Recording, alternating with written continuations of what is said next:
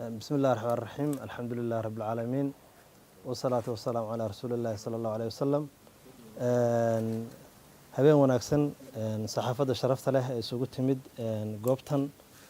waxaan doonayaa runtii inaan la wadaago arrintii dhacday maanta oo ahayd wax sharciga iyo caqligaba ka fog waxaanu ahayn wafdi ka yimid dalka Turkiga una socday magaalada Kismaayo maamul goboleedka Jubbaland annagoo halka kaga qayb gali lahayn xafladda caleemasaarka madaxweynaha la doortay diyaarad kale ayaa naga qaadi lahayd garoonka Aadan Cadde taas oo aanu haysanay tigidhadeeda markii aanu bondi baaskii helnay ayay xukuumaddu waxay soo saartay qoraal ay leedahay diyaarad kasta oo aadaysa Kismaayo waa in ay 24 saac ka hor ogolaansho soo weydiisataa aviationka ka bacdina qoraalkii saacada la soo saaray ayaa lagu fuliyay diyaaradii in lagu kansalo duulimaadkeedii halkaas ayaana lagu baajiyay safarkii wafdiga iyagu kamid ahaa oo ay ku jireen shacabweyne Soomaaliyeed oo u socday iyaguna Jubbaland dadkaas oo maaragtay shacab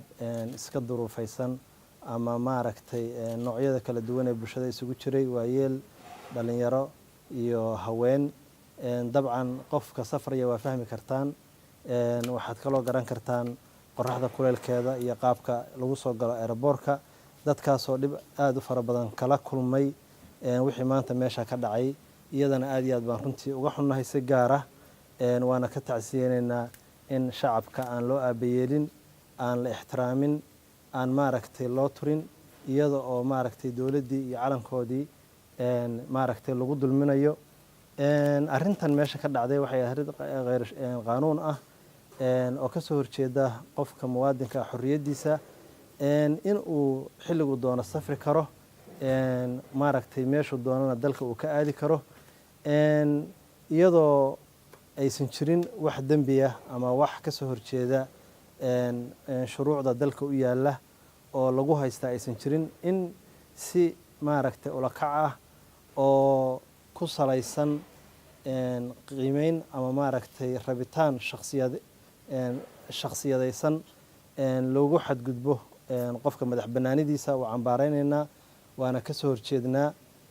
wixii intaa ka soo kordha oo maaragtay uu xisbiga go'aana ka qaatana waxaan jeclan lahay inaanu dib idin kala wadaagno haddii ilaahay idmo